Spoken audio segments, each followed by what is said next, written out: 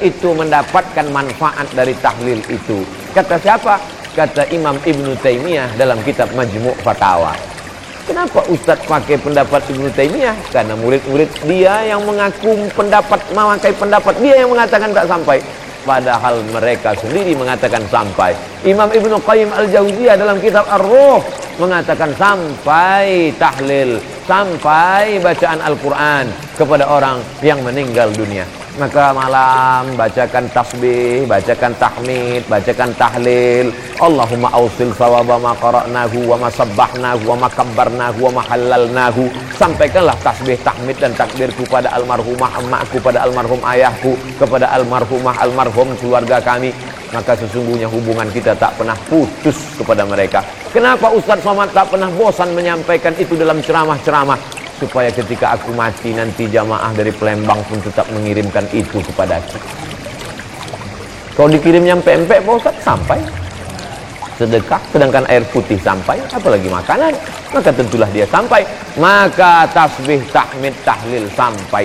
Nabi lewat di suatu makam, diambilnya pelepah korma, fasaqahu nisfain, dibelahnya menjadi dua, kemudian ditancapkannya. Sahabat heran, apa yang kau lakukan ini ya Rasulullah? Kata Nabi, la'allallaha an yukhaffifa 'adzabahuma ma lam yaybasa. Semoga selama pelepah korma ini basah, maka bermanfaatlah sampai ke bawah. Apa kata Imam Nawawi dalam kitab Al-Majmu'? Apa kata Imam Nawawi dalam kitab Al-Minhaj Syarah Sahih Muslim Ibn Al-Hajjaj? Kalau tasbih pelepah korma saja sampai, apalagi bacaan Quran orang beriman. Jadi kalau ada orang mengatakan itu doa Abdul Somad dengan bacaan Fatihah dia itu tak sampai, berarti dia seolah-olah sama dengan mengatakan saya ini lebih buruk daripada pelepah korma lagi. Tak sampai pula bacaan kita. Maka ini semuanya dalil-dalil. Sudah kita sebutkan ayatnya, dalilnya, ungkapan ulama, tak juga dia percaya.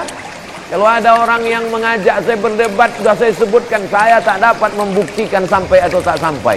Hanya bercerita argumen saja. Kalau dia tetap menantang juga, tak ada cara lain kecuali meminta nama lengkapnya. Nanti kalau dia meninggal kita kirim. Kalau tak sampai, cepat-cepat kasih kabar. Itu sajalah lagi cara untuk mengatasi orang-orang yang tak percaya. Sedekah sampai, doa sampai, tahlil sampai, apalagi bacaan Quran sampai. Tadi udah kita baca Yasin di Masjid Al-Falah.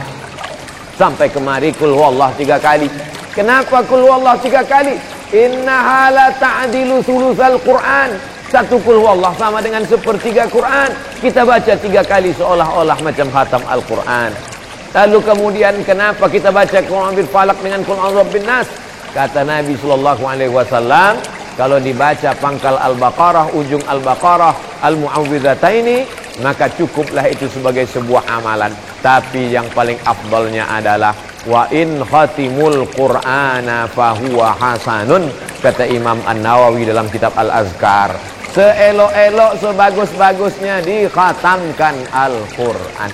Habis sholat subuh 2 lembar, habis zuhur 2 lembar, habis maghrib 2 lembar, habis isya 2 lembar, habis tahajud malam 2 lembar. Satu hari 10 lembar, 1 juz 30 malam. Maka dapatlah kita menghadiahkan pahala-pahala bacaan Al-Quran. Sedekah sampai, doa sampai, tahlil sampai, bacaan Quran sampai. Apalagi yang sampai kepada mereka? Ibadah kurban, Nabi memotong kurban. Allahumma hadza an Muhammad wa ali Muhammad sallallahu alaihi wasallam. Padahal waktu itu Khadijah sudah meninggal. Itu membuktikan bahwa pahala kurban pun sampai. Ini tak lama lagi nanti Zulqa'dah, sesudah itu Zulhijjah, maka berkurban untuk almarhumah, untuk mengobati hati sampai. Yang ketujuh, apalagi yang sampai kepada mereka? Labbaik Allahumma subrumah. Kata Nabi, kau menghajikan siapa? Subrumah. Subrumah itu siapa? Akhi, saudaraku. Kau sudah haji apa belum? Belum. Hajikan dulu dirimu, kata Nabi. Itu membuktikan bahwa haji pun sampai. Kalau dia sudah haji, boleh haji sunat. Kalau dia umrah, maka dilaksanakan. Ini semua adalah amalan-amalan baik. Maka banyak orang tak Islam itu takut masuk Islam. Kata dia, orang Islam, kamu kenapa tak mau masuk Islam?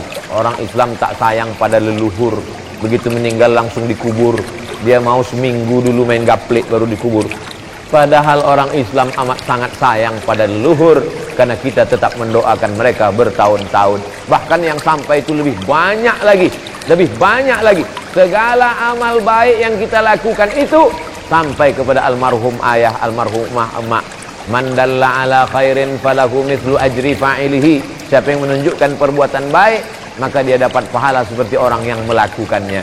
Bedanya kalau anak kandung dengan orang lain, anak kandung melakukan baca Quran, otomatis sampai. Anak kandung berkurban, otomatis sampai. Tapi kalau orang lain macam kami, yang tak ada hubungan nasab, hubungan darah, maka tadi dibimbing, Allahumma awsil sawaba ma qara'nahu wa ma sabbahnahu wa ma kabbarnahu wa ma halalnahu wa ma qara'nahu min ba'di suratil Baqarah wa surati Yasin wa suratil Ikhlas wal Fatihah wal Mu'awwidhataini, dibacakan oleh para habaib kita. Maka sampaikanlah kepada almarhum almarhumah, begitulah hubungan kita tak pernah putus, karena sesungguhnya kita tak pernah mati. Berawal kita dari alam roh, hidup, pindah ke alam rahim, hidup, masuk ke alam dunia, hidup, pindah ke alam kubur, alam barzah, hidup, bangkit nanti di alam akhirat, hidup. Kita tak pernah mati. Orang yang mengatakan mati, wala taqulu liman yuqtalu fi sabilillahi amwat. Jangan kau katakan mereka mati, bal ahya, mereka hidup, walakin la tash'urun.